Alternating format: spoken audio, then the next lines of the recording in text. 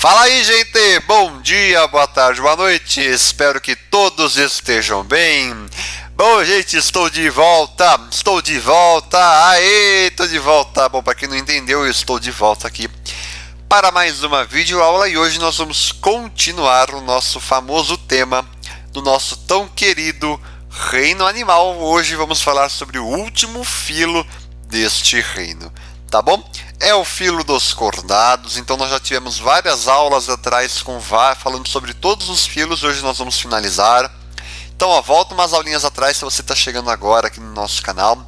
Volta umas aulinhas atrás para você ver desde o começo e acompanhar tudo para chegar e voltar até aqui para entender tudo dos cordados e tudo do reino animal, tá bom? Mas antes, já deixa o seu like, se inscreva no canal, ative o sininho e compartilhe o link do nosso canal com os seus amigos para eles virem estudar com a gente também, tá bom? Conto com você. Bom, então como eu já disse, hoje nós vamos terminar o reino animal. Foi um tema de biologia do setor A. Este tema está na aula de número 8 da apostila número 5 do sistema Ângulo de ensino, tá bom? Então, gente, tudo belezinha por aí? Tranquilo? Bora começar? Este nosso tão querido assunto, para mim esse daí é um dos melhores assuntos da biologia, tá bom? Então, bora terminar e encerrar ele com chave de ouro. Então, gente, antes de mais nada, vamos soltar a nossa famosíssima e lindíssima vinheta? Bora lá!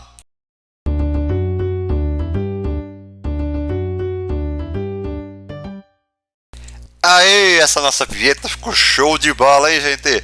Adorei, muito obrigado aí. Então vamos lá. Bom, aviso de um formulário. A Reino Animal tem sempre um formulário para a gente treinar e ficar craque nesse assunto. Então, logicamente, é um formulário de revisão com 6 exercícios. O tema de equinodermos e cordados, já tinha comentado isso na aula passada.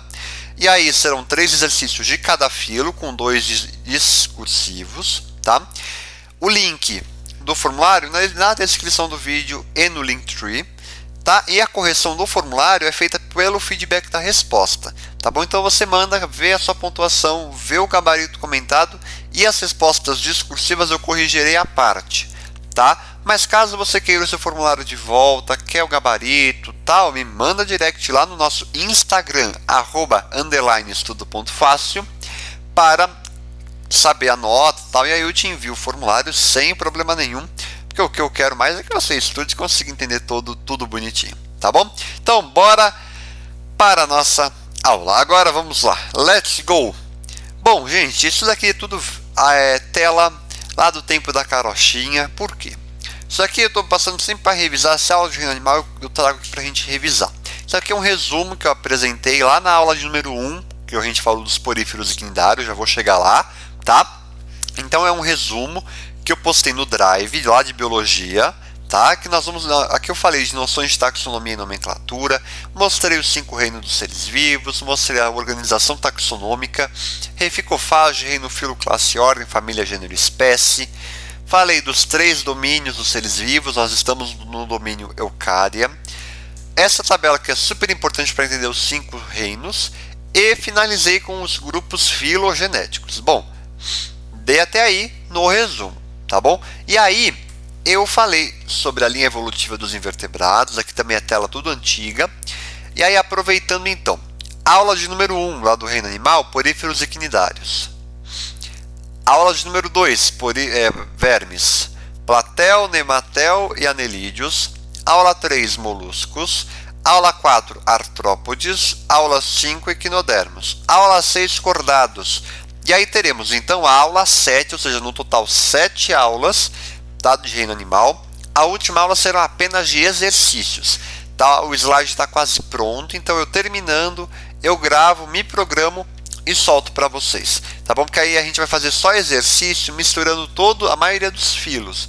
Então é juntar artrópodes com platelmintos, com anelídeos, comparar sistema circulatório, presente, ausente, digestório e assim vai, tá bom? Então é super importante saber essa linha evolutiva, porque cai bastante no vestibular para completar com mudanças, com desenvolvimento, o que foi tendo, o que surgiu, não surgiu, é super importante, tá bom? Beleza aí, meu povo? Então nós falamos também de algumas características que são básicas dos animais. Falei de simetria, então simetria radial, mais de um plano de simetria, bilateral, apenas um plano de simetria. Foletos embrionários diblásticos ou triblásticos. O único grupo de blásticos são os quinidários, triblásticos é o restante. Tá? Então, diblástico tem 2 camadas de células, triblásticos 3 camadas. Parte de cavidade corporal exclusiva dos triblásticos, então podem ser classificados como acelomados, pseudocelomados e celomados. Quem é acelomado? Apenas platelmintos, pseudocelomados, nematelmintos e celomados o restante, então de anelídeos até os cordados, tá bom? Belezinha aí? Tranquilo, aqui é a revisão. E aí também comentei com vocês na aula passada sobre os protostômios e os deuterostômios, né? Então, protostômios, a boca forma primeiro no desenvolvimento embrionário. Quem que é protostômio? Desde quinidários até artrópodes, tá? Quem é deuterostômio? Equinodermos e cordados, que é quando o ânus é o primeiro a ser formado, tá bom? Quando o blastóporo dá origem ao ânus, né, primeiramente, tá bom? Beleza? Tranquilo? Então, bora lá. Principais filos do reino animal, então vamos aqui passar bem rapidinho. Poríferos, quinidários, platelmintos, nematelmintos, anelídeos, moluscos, artrópodes, equinodermos, ó, até aqui a gente já viu tudo. E agora veremos os cordados, para encerrar o nosso querido e amado reino animal. Tá bom? E também outra coisa que é bem importante saber para o vestibular e para provas que você fará e faz ao longo da sua vida, eu me incluo nessa também, o significado de cada filo. Então, por exemplo, poríferos é um corpo que tem poros, quinidários tem os quinidócitos, platelminto, platel é o corpo achatado, plato, plano, nematelminto, corpo em forma de cilindro, anelídeos, corpo em forma de anel, segmentado, molusco, corpo mole, artrópodes, podes, pés, articulações, pés articulados, equinodermos, equino, espinhos, dermos, pele, espinhos na pele, e cordados veremos agora, tá bom? Beleza? Então, bora para os cordados? Então, eu vou pular aqui para os cordados, porque aqui no meio nós temos os equinodermos, que já foi trabalhado e comentado na aula passada, tá bom? Então, gente, sejam todos muito bem-vindos ao nosso último filo do reino animal, filo dos cordados. Então, bora continuar e terminar o nosso curso do reino animal com categoria. Vamos lá, bora! Bom, primeiramente, como eu sempre faço, quem são os cordados? Bom, são os protocordados e vertebrados. Bom, Henrique, fiquei na mesma, tá? Relaxa que nós vamos concluir um por um. Então vamos lá. Linha evolutiva, isso é super importante, tá? Eu sempre coloco uma linha evolutiva que é bem importante, é um cladograma, né? Então isso aqui é bem importante entender. Bom, por que cordados? Cordados vem de corda, tá? Lá do latim corda, porque tem alguma coisa relacionada à corda. No caso é a notocorda, que nós vamos já ver o que é isso. Bom, os cordados são triblásticos, simetria bilateral e celomados. Beleza. Todos os cordados, em alguma fase do seu desenvolvimento, apresentaram tubo nervoso dorsal, notocorda, fendas faríngeas, e a cauda pós-anal ou a região caudal.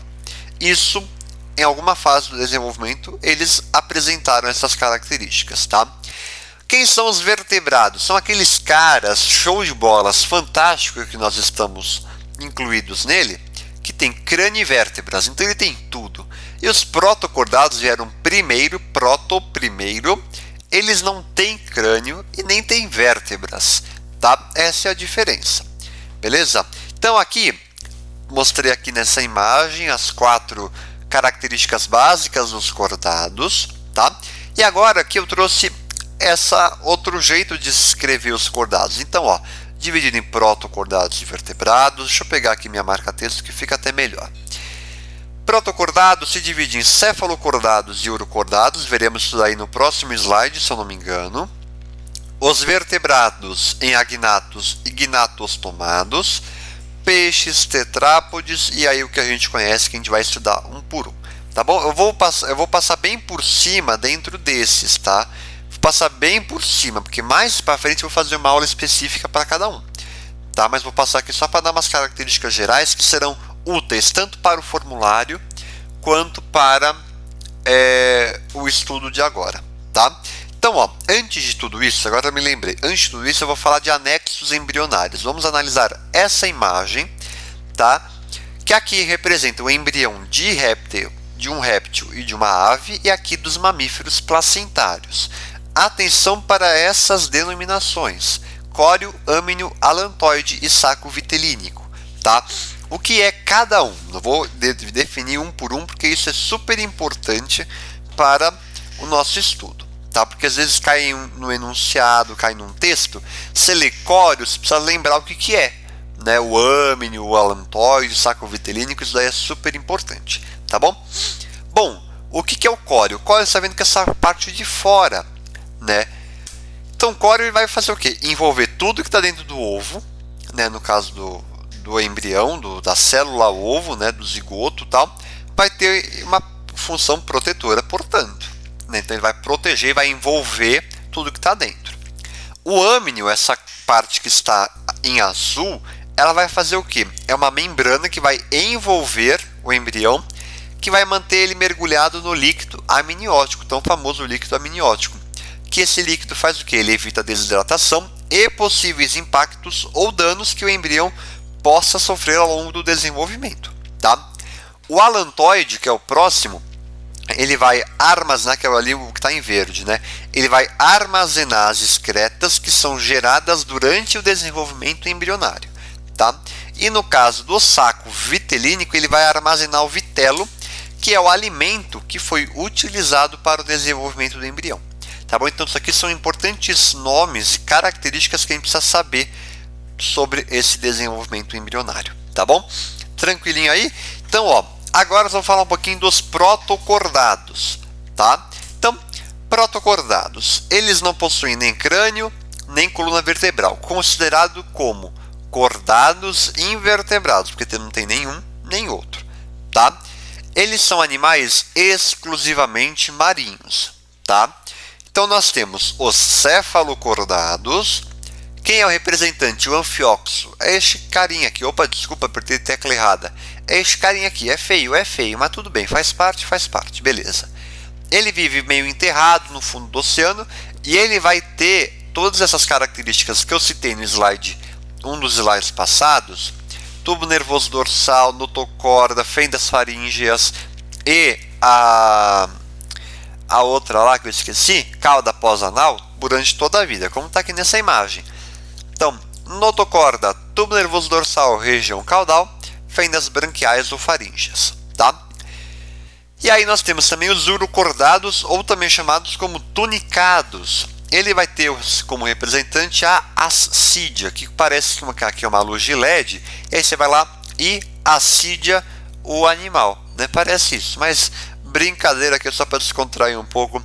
Mas enfim, eles são animais sésseis, né? Eles lembram muito bem as esponjas, né? Eles têm dois sifões, inalante e exalante, e são logicamente animais filtradores, tá bom? Então, estes caras são os protocordados. Bem importante saber sobre eles, tá bom? Assim, é só passei aqui bem por cima, também não tem nem muito o que falar, né? Bom, agora vamos entrar então propriamente aos vertebrados, que são os caras fantásticos que têm crânio e coluna vertebral. Tem os dois. Então, vai sofrer um processo de evolução, inclusive tem aula de evolução no Estudo Fácil. A gente vai falar de Darwin, Lamarck, tal, tá tudo lá. E aí, o que vai acontecer? Durante esse processo evolutivo, o tubo nervoso dorsal vai ser substituído pelo sistema nervoso central. Não é nem substituído, foi evoluindo para o sistema nervoso central. A notocorda para a famosa coluna vertebral.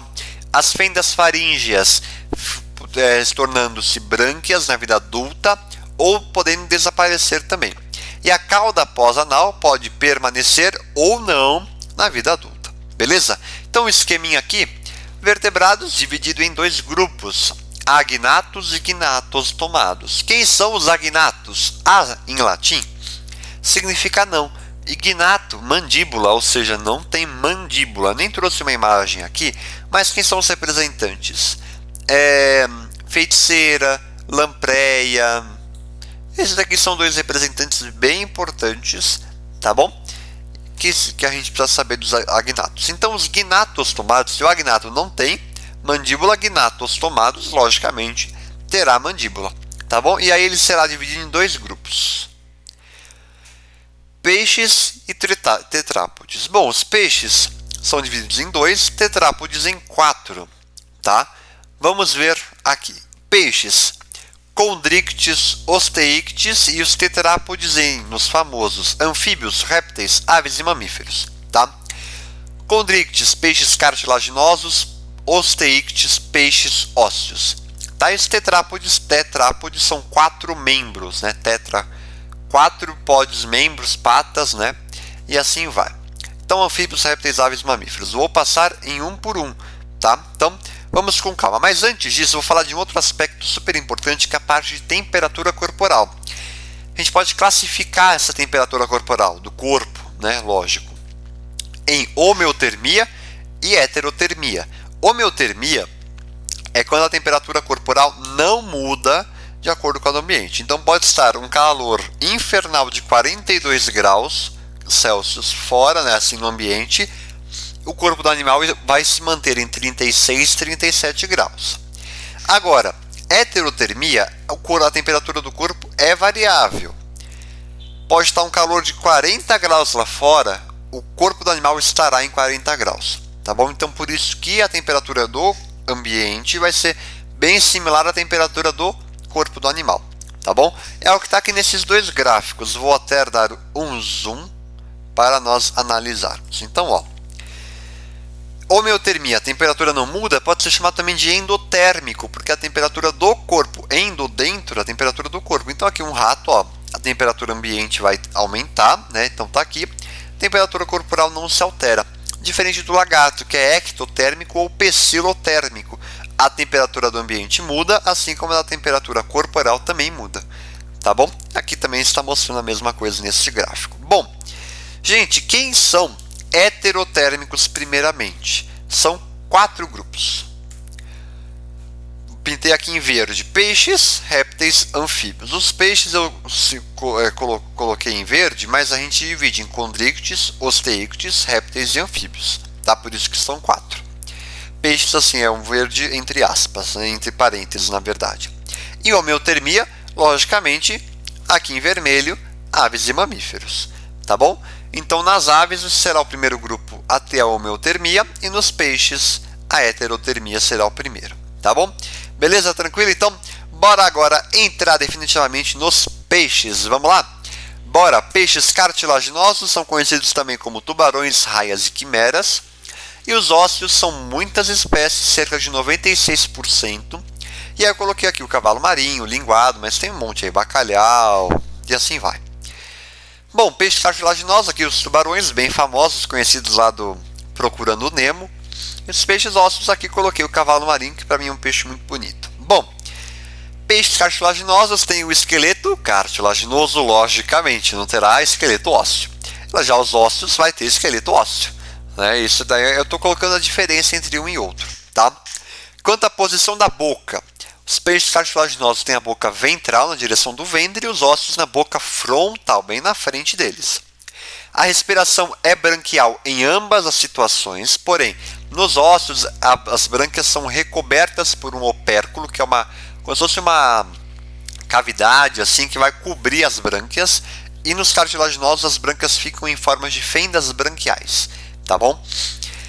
Bom, a fecundação é interna nos cartilaginosos e externa nos ósseos, e as escamas são dentadas nos cartilaginosos, e nos ósseos ela é em forma circular ou achatadas também, tá? Como está aqui nessas imagens. Então aqui, ó, a posição da boca, as fendas, as branquiais, aqui nós temos o opérculo recobrindo as brânquias. Nós temos também uma coisa que é bem importante, é a linha lateral que está presente em todos os peixes, que funciona como se fosse um sentido para eles. Assim como nós temos os 5 sentidos, a linha lateral é como se fosse um deles. Por quê? Elas são pequenos canais assim que são capazes de detectar variações de pressão e vibrações na água, tá? Não é que nem um robô, tipo, não é um robô que fica lá na orelha deles falando, ó, você está indo muito fundo, hein? Não, é como se fosse uma recepção assim. Então você está indo muito fundo, ele começa a sentir uma pressão, começa a ter uma diferença no corpo. e aí ele pode subir ou ir mais para baixo, aí vai da escolha do peixe, tá bom? Então é isso. Isso aqui é uma breve apresentação dos peixes, assim, para diferenciar um grupo do outro, tá bom? E agora entrando nos anfíbios, próximo grupo. Então quem são? Eu já até passei aqui. Anfi é 2, biovida, tem 2 vidas assim, tipo você mata o sapo uma vez ele renasce. Não, vocês já vão entender o porquê. Quem são eles? Sapos, rãs, salamandra, cecília, perereca e assim vai, tá? Eles são divididos em anuros, urodelos e ápodas, tá? Isso daí são as ordens dos anfíbios, porque anfíbios é dividido em classe, né? Então a classe dos anfíbios, a classe dos répteis, a classe dos peixes, tá? Bom, eles são considerados chamados vertebrados de transição, porque eles são os primeiros tetrápodes do meio terrestre. Então eles vão iniciar a vida larval, né? A vida lá no ambiente aquático, e depois irão para um ambiente terrestre úmido, tá? Por que já vão para o ambiente terrestre? Porque eles já vão ter já terão 4 membros locomotores, tá? Por isso, então, vertebrados de transição. Primeiros tetrápodes a viver em meio terrestre devido à presença de patas, tá? Isso daí é super importante saber. E aí, então, eles vivem em lugares que têm temperaturas médias com menor variação climática, porque a pele deles é muito fina.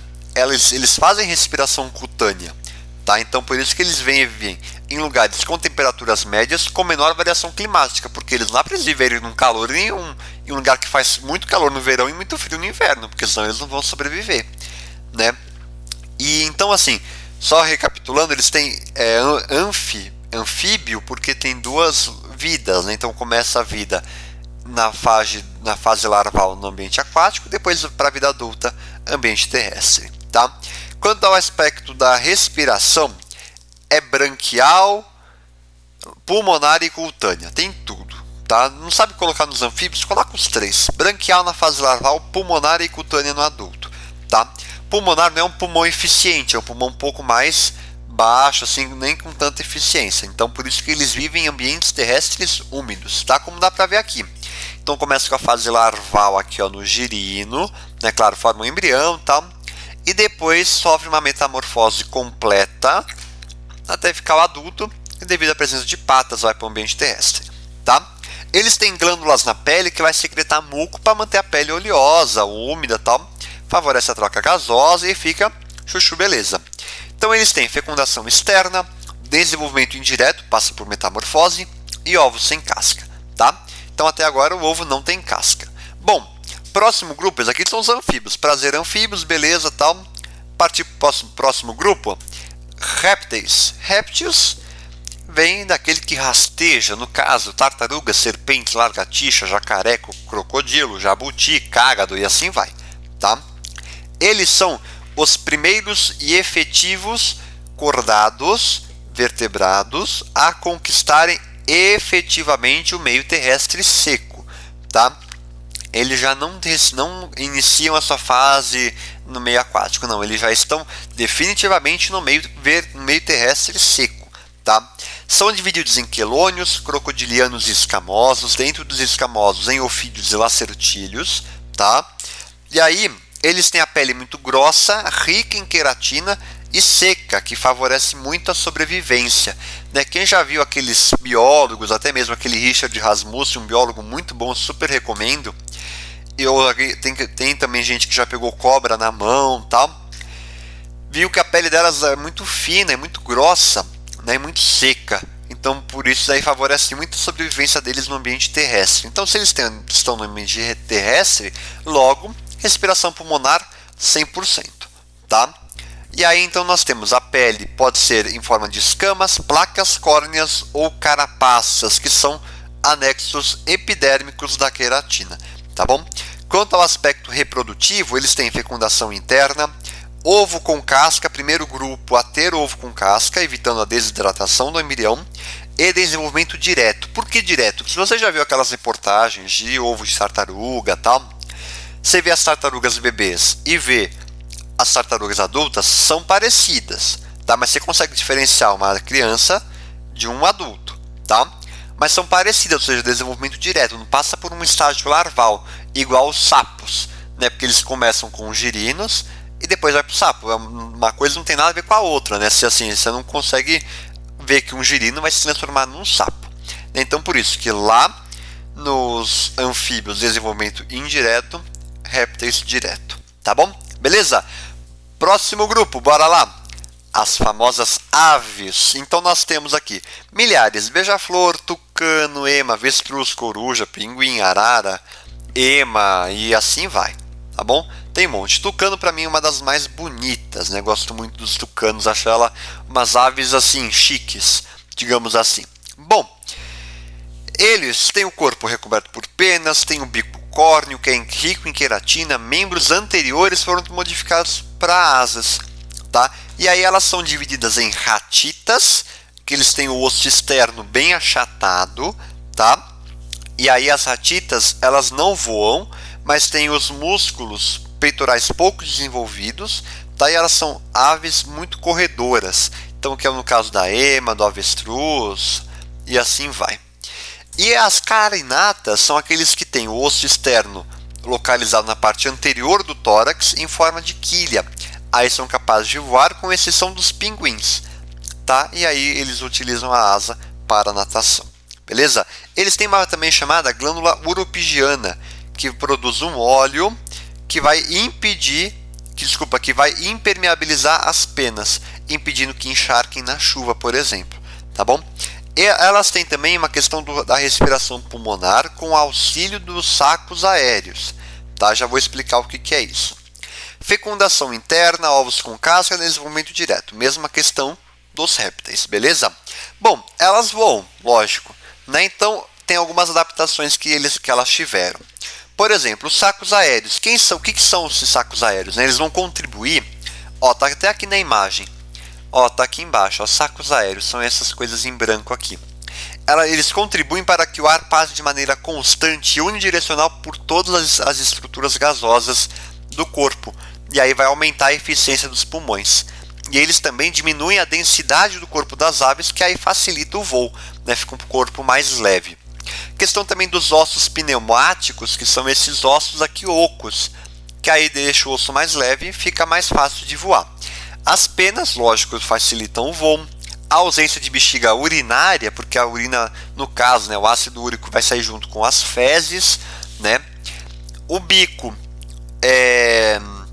que facilita o voo, né, que vai diminuir o peso do corpo das aves, porque não vai ter dente. E o osso externo com S, tá? Não é porque eu errei ali, não. O osso externo que sustenta a musculatura peitoral, que vai apoiar o movimento das asas e também ajuda no impulso do voo, que é este osso aqui, ó, externo com quilha, ó, tá bem aqui no peito, no peitoral das asas, para ficar show de bola. Beleza? Tranquilo? Bora para o último grupo que nós estamos incluídos neles, os famosos mamíferos. Tem um monte: ornitorrinco, humanos, nós, né, girafa, leão, rinoceronte, zebra e assim vai, né? Tem um monte aí, golfinho, tal, tigre, macaco, morcego e assim vai, tá? Eles possuem, mamíferos vêm de glândula mamária, tá? Já vou falar sobre isso. Então, eles possuem uma pele muito queratinizada, com pelos, unhas, garras, cascos e assim vai. 3 glândulas super importantes dos mamíferos. Pensou em mamíferos, pensa nessas glândulas mamárias, sebáceas e sudoríparas. Se você já estudou pele ou tegumento, enfim, em ciências ou em biologia, já viu essa imagem clássica para falar de pele, tá? Se você nunca viu, meu amigo, procure, ou você está vendo aqui pela primeira vez, tá?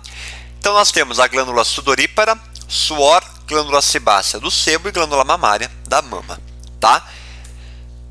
Outra característica exclusiva dos mamíferos é a questão das hemácias anucleadas, tá? As hemácias não têm núcleo, e a presença do diafragma, né, que ajuda na respiração dos humanos, dos mamíferos no geral, tá? Eles são divididos em 3 grupos.